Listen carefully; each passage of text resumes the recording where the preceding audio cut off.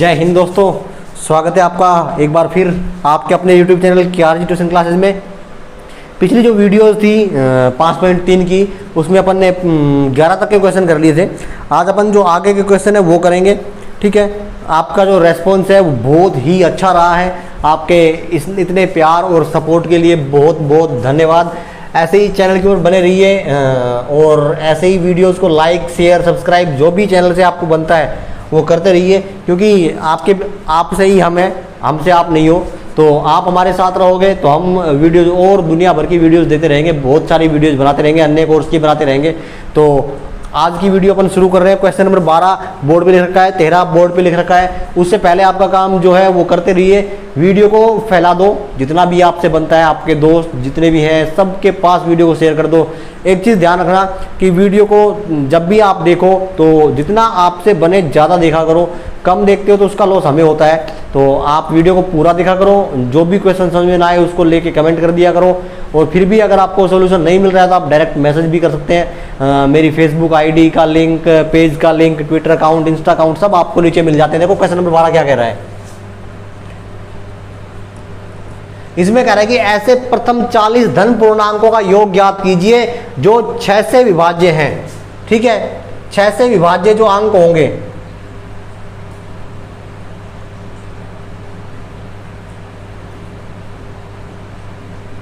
भाई शुरू का 6 ही होगा, दूसरा क्या होगा 12, तीसरा क्या होगा 18, चौथा क्या होगा 24। यानी कि जो तुम्हारी एपी बनेगी वो बन गई 6, 12, 18 और 24। और एन कितने धन पूर्णांक दे रखे हैं 40, तो एन की वैल्यू जो हो गई वो तुम्हारे पास में कितनी है 40 है। ठीक है, ये इतना सा काम है। अब यहाँ से अपन ए जो भी अपने पास निकल के आता है वो निकाल लो। प्रथम जो अंक होगा या प्रथम जो संख्या होगी या प्रथम जो डिजिट होगा वो क्या होगा अपने पास में, प्रथम पद जिसको बोलते हैं अपन ए। डी की वैल्यू क्या होगी, किसका गुणज है 6 का, तो डी की वैल्यू 6 होगी। एन की वैल्यू कितनी रखी है 40। पूछ क्या रहा है एन पदों का योगफल, यानी कि 40 पदों का योगफल एस 40 क्या होता है n/2, यानी कि 40/2 इंटू 2a। ए की वैल्यू कितनी है 6 प्लस का एन की वैल्यू कितनी हो गई फिर यहाँ पे 40 माइनस का 1, और डी की वैल्यू कितनी है 6, क्योंकि गुणज किसका था 6 का। ऐसे भी निकाल सकते हो, 12 में से 6 गए तो 6 ही बचेंगे, वो भी होता है। तो यहाँ पे कितने आ जाएंगे 20 कट जाएगा 40 2 से, 6 दूनी 12 प्लस का 40 में से 1 गया तो 39, और 39 को 6 से गुणा करें 6 नीम 54 असल 5 36 18, 18 और 5 23। ठीक है, इसको गुणा कर दो 20, ये कितने बच जाएंगे 34, 10 44 और 2 46, 246। इसको गुणा करो 0 का 0, 2 6 की 12 का 2 असल 1, 2 चौक 8 1 9, फिर असल नहीं है और 2 दूनी 4, तो कितना आ जाएगा ये 20 से गुणा करेंगे 4920। तो ये तुम्हारे 40 पदों का योगफल आ जाएगा जो किसके गुणज हो 6 के गुणज हो। ठीक है, ऐसा ही क्वेश्चन तुम्हारा अगला है, इसमें भी कोई दिक्कत नहीं है। देखो इसमें कितने पूर्णांकों का पूछ रहा है 15 पूर्णांकों का, 15 गुणज होगा और संख्या क्या है 8, तो 8 के गुणज क्या होंगे भाई 8 के गुणज जानते हो तुम, 8 का पहाड़ा याद है 8 16 24 और ऐसे चलता रहेगा ये।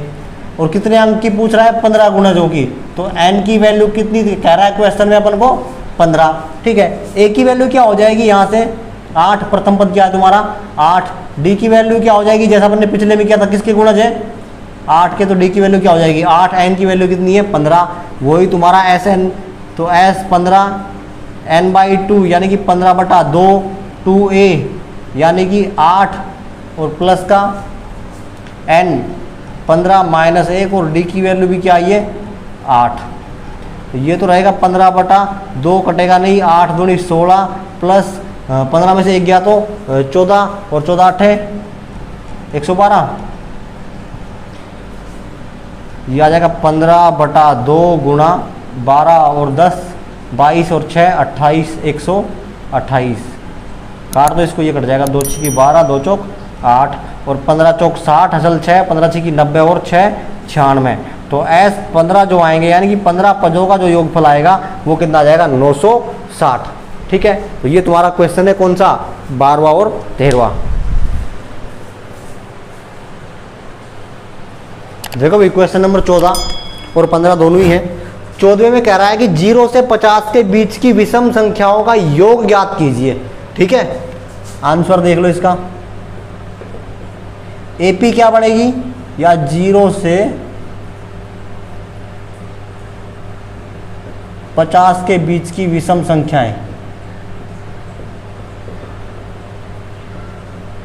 तो तुम्हारी एपी क्या हो जाएगी, 1, 3, 5, 7 और ऐसे से पहुंचोगे, लास्ट की संख्या जो आएगी वो कितनी आएगी, 49।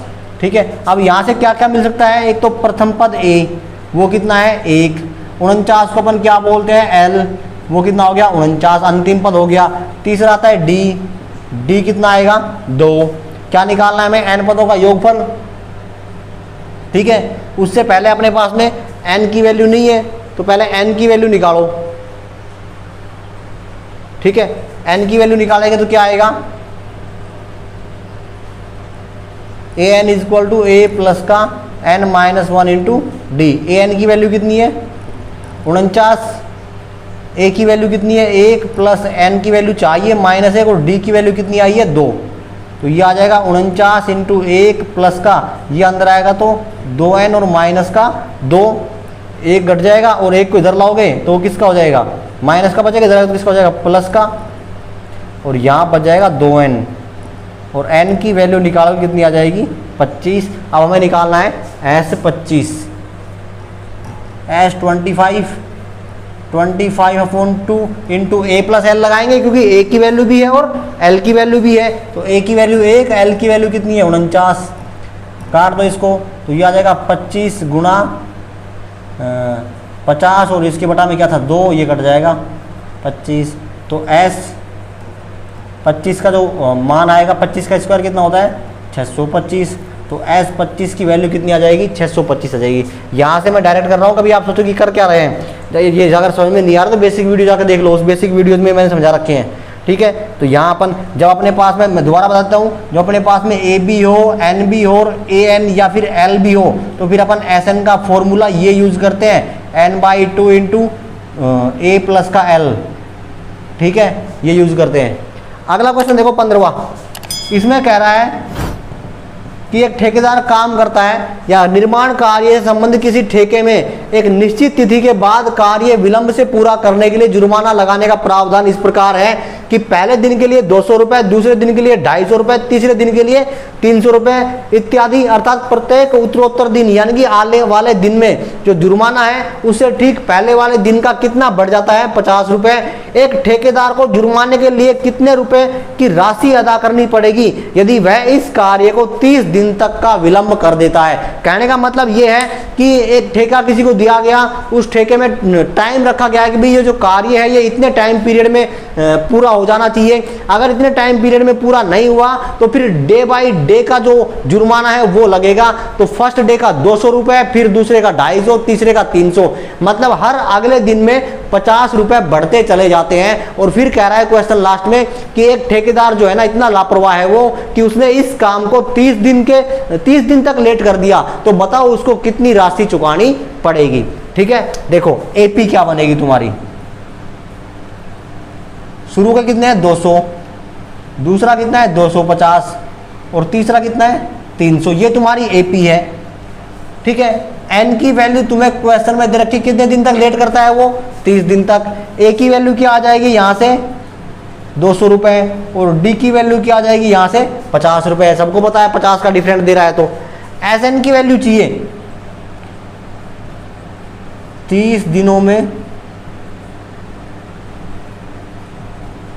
जुर्माना, क्या हो जाएगा एस 30 n/2 30/2 2a 2 गुणा ए की वैल्यू क्या है 200 प्लस का n-1 यानी कि 30 - 1 और डी की वैल्यू क्या है भाई 50। ठीक है, करो इसको, ये तो कितना आ जाएगा 15, ये हो गए तुम्हारे 400, ये बच जाएंगे 29 को गुणा करो 5 से, तो भाई 5 × 45 का 5 × 4 और 5 × 10 और 4 14 और 0, तो ये आ गया तुम्हारा 1450 और 400 यानी कि 1850। तो 15 गुणा 1850 50 गुना करो, 0 15 पंजे 75 को 5 असल 7, 15 अठे 120 और 7 127 असल 12 और 15 कम 15 और 12, 15 और 10 25 और 2 27। तो ये तुम्हारा आ जाएगा S 130, यानी कि उस ठेकेदार को 30 दिन के विलंब के रूप में 27,750 रुपये चुकाने पड़ेंगे, तब उसका पीछा छूटेगा उस ठेके से। ठीक है, तो ऐसे ठेकेदार तो तुम मत बनना। ठीक है, कभी ऐसा काम करो।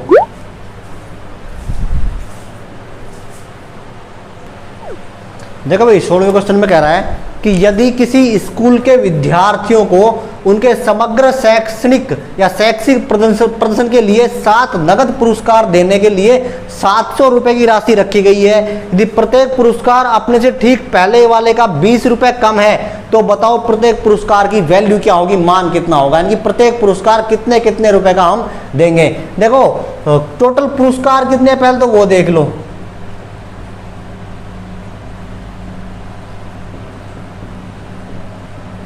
कुल पुरस्कार को हम लिख सकते हैं n, और वो कितने हैं 7।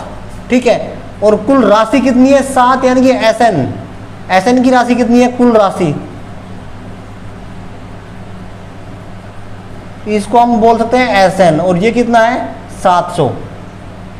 ठीक है, और फिर अपन बात करें D की, तो कितना कम जा रहा है अगला पुरस्कार, 20 रुपए कम, तो ये किसका हो जाएगा माइनस का 20। हमें वैल्यू किसकी चाहिए, A की वैल्यू चाहिए, क्योंकि n SN और D आ गया अपने पास में। तो SN की वैल्यू क्या होती है, n वा पद, n पदों का योगफल n/2 इंटू 2a प्लस का n-1, या वो लिख सकते हैं D, a प्लस का D, a तो नहीं है ना, चलो a प्लस का D रख लो, नहीं यही रखेंगे भाई।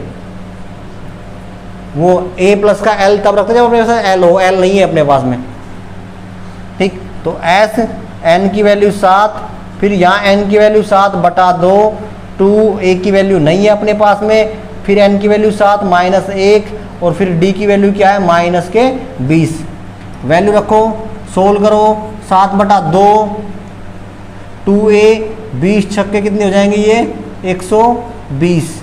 ठीक है, और S7 की वैल्यू है अपने पास में कितनी 700। अब इस 2 को इधर ले आओ, तो ये कितना हो जाएगा 700 गुणा 2 बराबर, अब क्या करें, इस 7 को इधर ले आओ, 7 कहाँ जाएगा भाग में, उधर बच गया तुम्हारा 2a माइनस का 120, 7 से 7 कैंसिल, तो यहाँ बच जाएगा तुम्हारा 200 बराबर 2a और माइनस का 120। ठीक है, अब 120 को इधर ले आओ और 2a को वहीं रहने दो, तो उधर तो क्या बच जाएगा 2a, इधर आ गया तुम्हारा 200 और प्लस उधर का ये 120 उधर जाएगा तो कितना हो जाएगा प्लस का 120, तो ये कितना हो जाएगा 320, और ये आ गई 2a की वैल्यू, और a की वैल्यू निकालेंगे अपन, तो 320/2 यानी कि 160 रुपये, यानी कि प्रथम पुरस्कार जो है वो कितने का दिया जाएगा 160 रुपये का, या a की वैल्यू क्या आ गई 160 रुपये।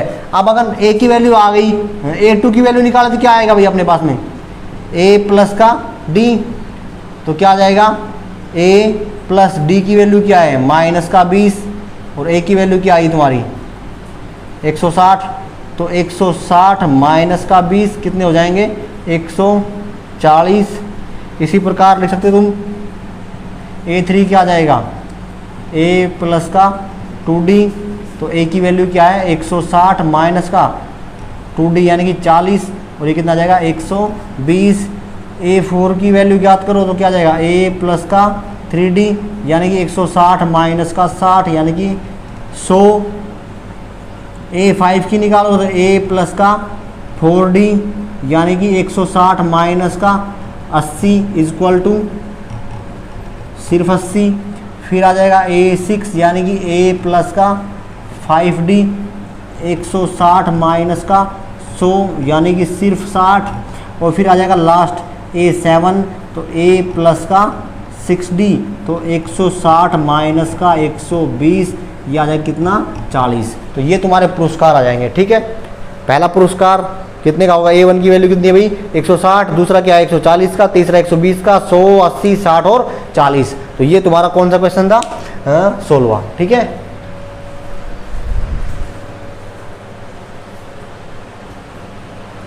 देखो भाई क्वेश्चन नंबर 17 है, ये 7 नहीं है। इसमें कह रहा है तुमसे कि एक स्कूल में पर्यावरण को ध्यान रखते हुए या वायु प्रदूषण को ध्यान रखते हुए पेड़ लगाने के बारे में सोचा, स्कूल के बाहर और अंदर दोनों साइड में, ठीक है। और यह निर्णय लिया गया है कि प्रत्येक कक्षा का प्रत्येक अनुभाग अपनी कक्षा के बराबर पेड़ लगाएगा। मतलब उसके अनुभाग दिए हुए हैं और उस अनुभाग के जो विद्यार्थी हैं या जो अनुभाग है वो उतने ही पेड़ लगाएगा जितनी कक्षा में वो पढ़ रहा है या जो सी कक्षा में वो पढ़ रहा है। जैसे मान लो फर्स्ट कक्षा का विद्यार्थी कितने पेड़ लगाएगा, 1, सेकंड का 2, थर्ड के 3, ऐसे 12th के 12। और प्रत्येक कक्षा के 3 अनुभाग है, तो एक अनुभाग, पहली जो कक्षा है उसका एक अनुभाग 1 लगाएगा, दूसरा लगाएगा, तीसरा लगाएगा। तो पहली कक्षा के कितने पेड़ लगेंगे, 3 लगेंगे। तो एक कक्षा में 3 अनुभाग हैं, तो बताओ कुल कितने पेड़ लगेंगे। ठीक है, देखो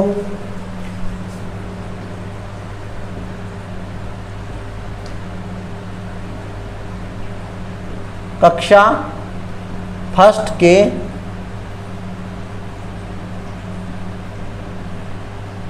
3 अनुभागों द्वारा लगाए गए पेड़, ठीक है भाई। अनुभाग तो कितने हो गए, 3, और कितना पेड़ लगा रहे हैं एक अनुभाग अपनी कक्षा के हिसाब से, एक, क्योंकि कौन सी क्लास है ये, पहली क्लास है, तो जो अनुभाग उतने ही पेड़ लगाएगा जिस क्लास का वो अनुभाग है। तो 3 तो अनुभाग हो गए, और कितने पेड़ लगाएंगे ये, एक पेड़ लगाएंगे। तो यानी कि जो पहली क्लास है वो टोटल कितने पेड़ लगाएगी, 3 पेड़। ऐसे ही कक्षा सेकंड जो होगी उसके 3 अनुभाग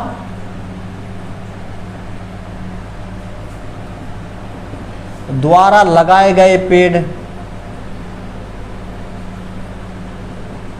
तो इसके भी 3 अनुभाग हो गए, और सेकंड वाले कितने लगाएंगे, 2 पेड़, तो 3 दूनी 6। ऐसे ही अगर हम बात करें थर्ड की, तो उसके भी 3 अनुभाग हो गए, और वो भी कितने लगाएंगे, 3 गुना 3 यानी कि 9। ऐसे ये चलता रहेगा, ये चलती रहेगी नीचे तक, ठीक है। और लास्ट वाली कक्षा कौन सी है,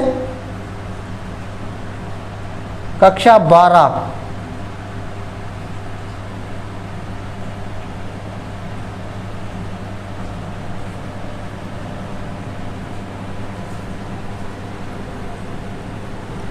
तो कक्षा 12 के जो 3 अनुभाग बनेंगे वो कितने पेड़ लगाएंगे, बे अनुभाग तो कितने हो गए, 3, और ये पेड़ टोटल कितने लगाएंगे, 12, तो 12 तिया 36, ठीक है। तो तुम्हारी एपी क्या बन जाएगी, 3, 6, 9, और ऐसे चल रही है ये। और लास्ट टर्म कौन सी आ रही है, 36। क्या क्या वैल्यू आ रही है, यहां से देखो, ए की वैल्यू 3, डी की वैल्यू भी 3, और ए एन बोल दो या एल बोल दो, उसकी वैल्यू भी कितनी आ रही है, 36। कुल कितने पेड़ लगेंगे, यानी कि पेड़ों का योगफल पूछ रहा है, तो अपन क्या निकालेंगे, SN/2 into A plus L, क्योंकि हमारे पास में ए भी है और एल भी है, ये फॉर्मूला यूज कर लेंगे हम। SN की वैल्यू कितनी क्लास हो गई, 12, n की वैल्यू 12 ही रखेंगे, कितनी क्लास हो गई, 12। तो 12 क्लास है अपने पास में, तो n की वैल्यू क्या हो गई, 12 बटा 2, यहाँ लिख भी सकते हो कि n बराबर कितना है, 12।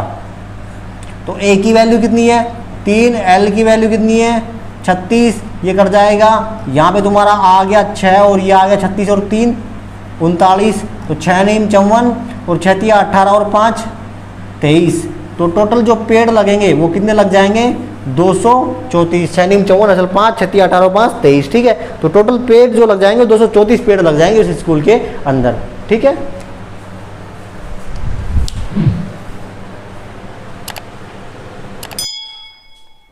देखो भाई क्वेश्चन नंबर 18, इसमें क्या कह रहा है अपने पास में कि केंद्र ए से शुरू करते हुए बारी बारी से केंद्रों ए और बी को लेते हुए त्रिज्या 0.5, 1 सेंटीमीटर, 1.5 सेंटीमीटर, 2 सेंटीमीटर वाले उत्तरोत्तर अर्धवृत्त खींचकर एक सर्पिल बनाया गया है, जैसा आकृति में तुम्हें दिख रहा है। 13 क्रमागत अर्धवृत्तों से बने इस सर्पिल की कुल लंबाई ज्ञात कीजिए। हम ऐसे एक वर्त सर्पिल बना रहे हैं जिसमें पहले वाले वर्त की जो त्रिज्या है वो तो कितनी है, 0.5, दूसरे की है 1 सेंटीमीटर, तीसरे की है 1.5। तो हमें ऐसे 13 क्रमागत वर्त बनाने हैं। अब ये 13 क्रमागत जो वर्त बनेंगे ना, इससे जो ये लंबाई आ रही है, इनकी जो परिधि जिसको बोलते हैं, ये कुल जो परिधि की लंबाई है वो कितनी होगी, तुम्हें वो निकालनी है। देखो आंसर में ध्यान से करना इसको। माना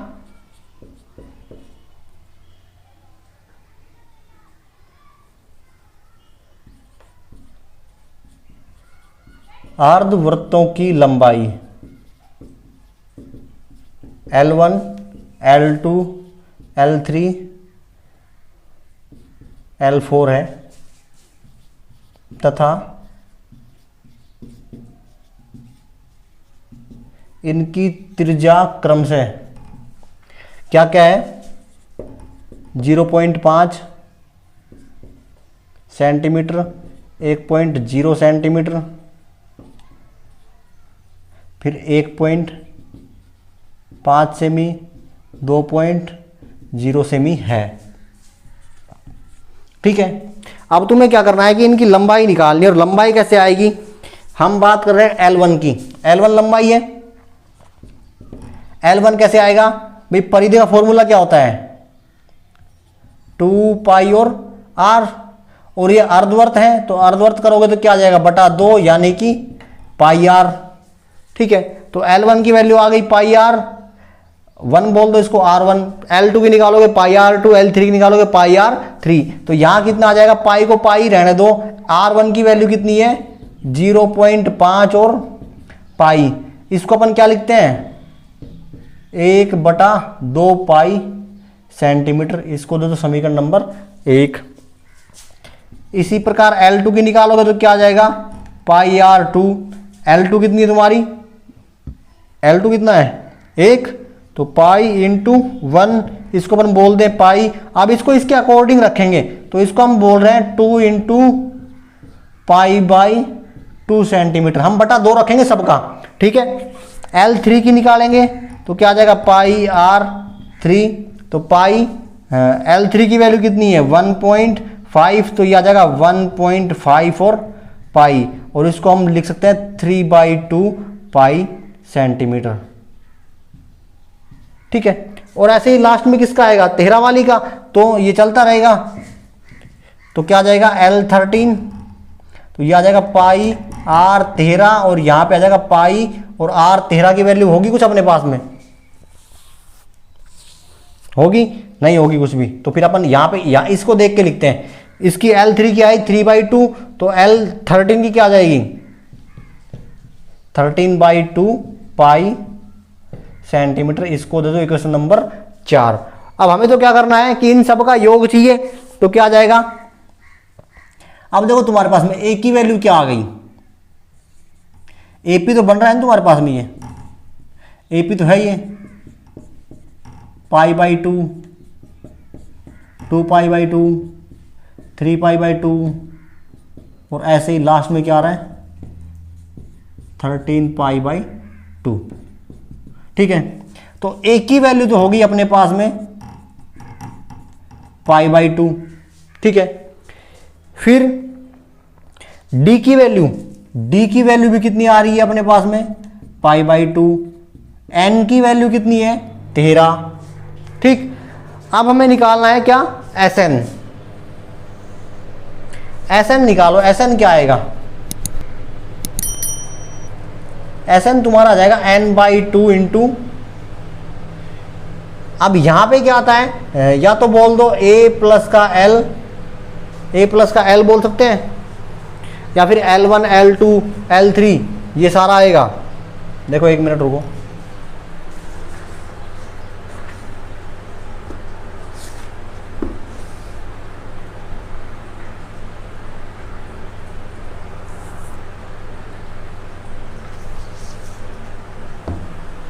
देखो फॉर्मूले से मत करो, इसको सीधा कर दो, फॉर्मूले से नहीं हो रहा, फॉर्मूला इसमें एक जगह ही काम में आएगा बस।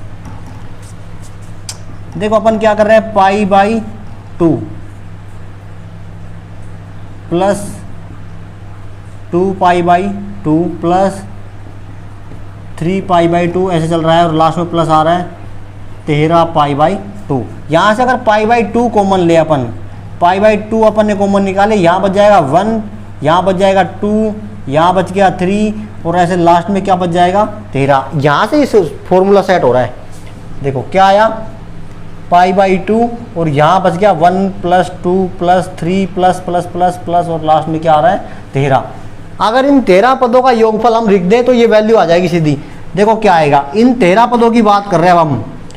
a की वैल्यू क्या है 1, d की वैल्यू भी क्या है 1, n की वैल्यू क्या है 13, सॉरी n की वैल्यू नहीं है भाई 13, हाँ n की वैल्यू भी 13 ही बोल सकते हो, 13 पद है। और a n की या फिर l की वैल्यू भी कितनी है 13 ही है। Sn का फॉर्मूला लगाओ, S 13/2, a की वैल्यू 1 और प्लस में l की वैल्यू क्या है 13, तो 13/2 गुणा क्या रहा है यहाँ पे 14, ये कट जाएगा और 13 7 91। तो ये जो S 13 की जो वैल्यू आ रही है ये कितनी आ रही है 91, वो अपन यहाँ रख देंगे तो क्या आ जाएगा 5/2 × 91, तो इसको अपन लिख सकते हैं 91/2 × 5। तो जो योगफल आएगा इसका वो ये आ जाएगा 91/2 × 5, ठीक है। और पाई की वैल्यू अगर तुम रखना चाहो तो कितनी आती है 22/7, यहाँ पे रखोगे तो 22/7, 7 × 7 13 7 91 और 2 × 2 11 दूनी 22, 11 × 33 और 11 × 11 और 3 14, तो ये इसकी वैल्यू आ जाएगी 143। तो जो L 13 तक की जो वैल्यू आएगी ना, योगफल जो आएगा 13 क्रमागतों का, उसको तुम बोल रहे हो क्या Sn, तो वो तुम्हारा ये आ जाएगा कितना 143, ठीक है। ऐसे करना है ये।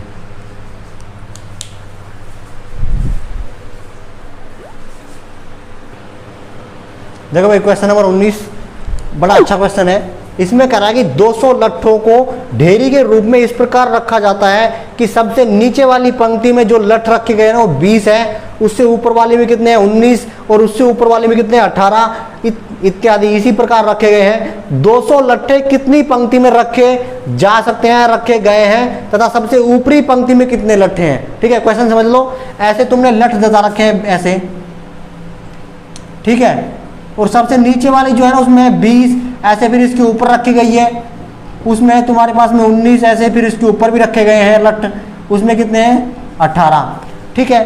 तो तुम्हारी जो AP है वो AP बन जाएगी, AP जो तुम्हारी बनेगी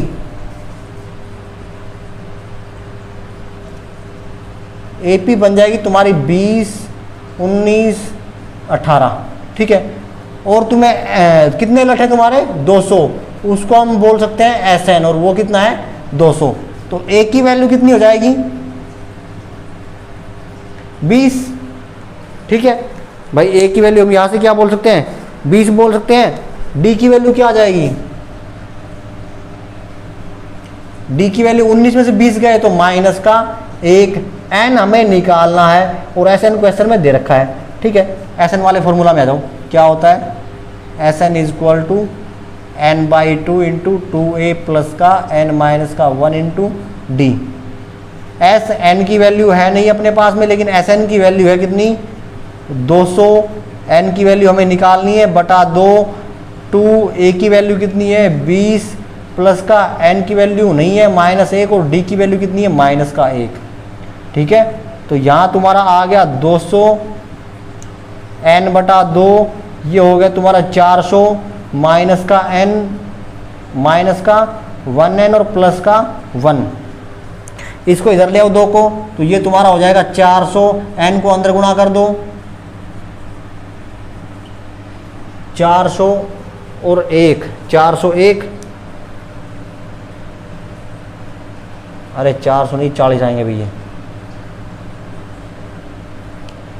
20 को 2 से करेंगे 40n माइनस का 1n² और इस 1 को भी जोड़ दो ना, यहाँ पे 41 जाएंगे, ठीक है। इन दोनों को उठा के इधर ले आओ, तो ये क्या हो जाएगा n² माइनस का 41n और प्लस के 400 = 0, ठीक। अब 41 के टुकड़े करने, 41 के टुकड़े करो, गुणा करे तो कितने आने चाहिए 400 और जोड़े तो कितने आने चाहिए -41, तो n इसके हो जाएंगे 25n और माइनस के 16n प्लस का 400 = 0। यहाँ से कॉमन आ रहा है अपने पास में n, तो यहाँ बच जाएगा n माइनस का 25, यहाँ से आएगा कॉमन 16, तो यहाँ से आ जाएगा n माइनस का 25 बराबर 0। तो एक जोड़ा तो क्या आ रहा है तुम्हारे पास में n माइनस का 16 और एक जोड़ा आ रहा है तुम्हारे पास में n माइनस का 25। तो यहाँ से तो n की वैल्यू क्या आ जाएगी 16 और यहाँ से n की वैल्यू क्या आ जाएगी 25। अब n की वैल्यू 2 आ रही है, सही कौन सी है वो देखना है हमें। तो सही कौन सी होगी उसके लिए हमें क्या करना पड़ेगा, देखो कहाँ है। अब हमें क्या करना है भाई, n की वैल्यू क्लियर करनी है। n की वैल्यू के लिए अब देखो दूसरी चीज क्या निकाल रहे थे अपन कि सबसे ऊपरी जो पंक्ति है ना उसमें कितने लठाएंगे। तो टोटल पंक्ति देखो, 1 मिनट रुको,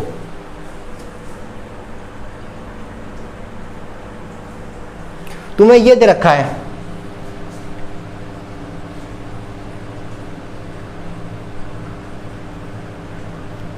अगर हम इसकी बात कर लें या n बराबर 16 को ले लें तो कितने आ जाएंगे हमारे पास में S16 बराबर कितने हो गए 200। भैया S16 बराबर कितने जाएंगे 200, ठीक। और S16 को हम क्या लिखते थे, 1 मिनट रुको,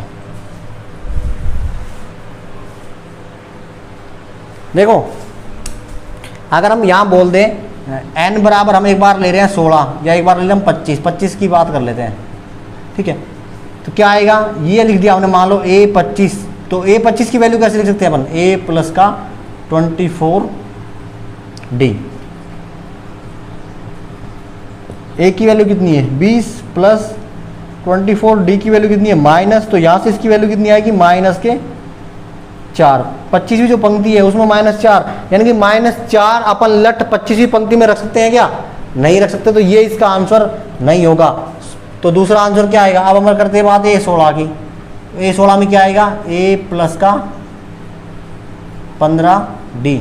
तो ये आ जाएगा a की वैल्यू 20 प्लस यहाँ 15 और d की वैल्यू क्या है -1। तो 20 में से 15 गए तो कितने बच जाएंगे 5। तो a16 बराबर होता है, यानी कि 5 पंक्तियों में आ सकते हैं, ठीक है। तो इसका जो आंसर होगा, क्या क्या पूछ रहा था कि कितनी पंक्तियों में रखे गए हैं, तो कितनी पंक्तियों में रखे गए हैं वो n की वैल्यू क्या आई तुम्हारे पास में 16। तो n की वैल्यू 16 पंक्तियों में तो रखे गए हैं वो, सॉरी 5 पंक्तियों में रखे गए हैं और लास्ट जो है ना उसमें कितने होंगे 16 लट होंगे, ठीक है। ये तुम्हारा आंसर है।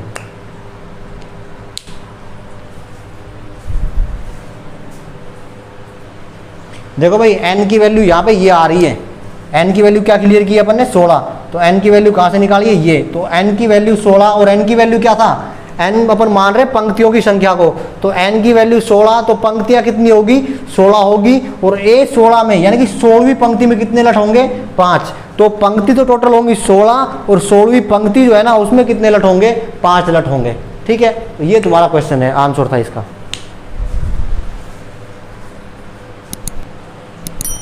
देखो भाई क्वेश्चन नंबर 20। क्वेश्चन नंबर 20 मैंने बोर्ड पे नहीं लिखा है क्योंकि बहुत बड़ा क्वेश्चन है, इसलिए मैंने नहीं लिखा। क्वेश्चन नंबर 20 कह रहा है कि एक आलू दौड़ प्रतियोगिता हो रही है और आलू दौड़ प्रतियोगिता वो इस प्रकार से है कि एक बाल्टी रखी गई है और बाल्टी से 5 सेंटीमीटर दूरी पर पहला आलू रखा है। ध्यान रखना, बाल्टी से 5 सेंटीमीटर दूरी पर पहला आलू रखा गया है और फिर एक सीधी रेखा में 10 आलू रखे गए हैं जो एक दूसरे से 3-3 सेंटीमीटर की दूरी के ऊपर स्थित हैं, ठीक है। फिर कह रहा है कि जो प्रतिभागी है वो बाल्टी से दौड़ना स्टार्ट करता है, पहले आलू को उठाता है फिर बाल्टी में रखता है, फिर वापस दौड़ता है दूसरे आलू को उठाता है फिर बाल्टी में रखता है, फिर वापस दौड़ता है तीसरे आलू को उठाता है और फिर बाल्टी में रखता है। ऐसे सारे आलूओं को उठा के बाल्टी में रखता है। तो बताओ प्रतियोगी द्वारा कितनी दूरी तय की जाएगी। अच्छा क्वेश्चन है, ध्यान दो। देखो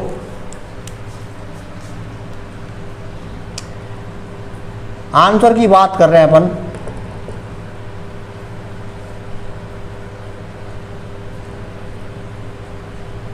प्रथम आलू को उठाकर बाल्टी में डालने में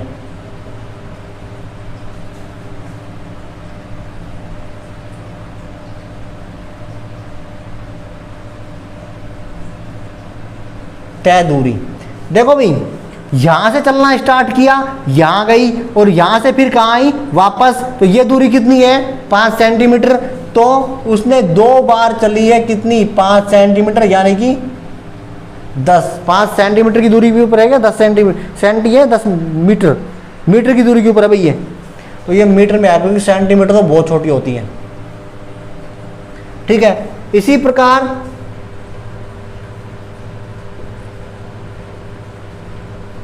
द्वितीय आलू को बाल्टी में डालने के लिए या डालने पर तय दूरी, देखो यहां पहुंच गई, डाल दिया पहला आलू, फिर यहां से चली और द्वितीय आलू यहां है यहां पे, तो यहां से टोटल दूरी कितनी है 5 और 3 8, ठीक है। तो क्या हो जाएगा 2 गुणा 8 यानी कि 16 मीटर, ठीक है। इसी प्रकार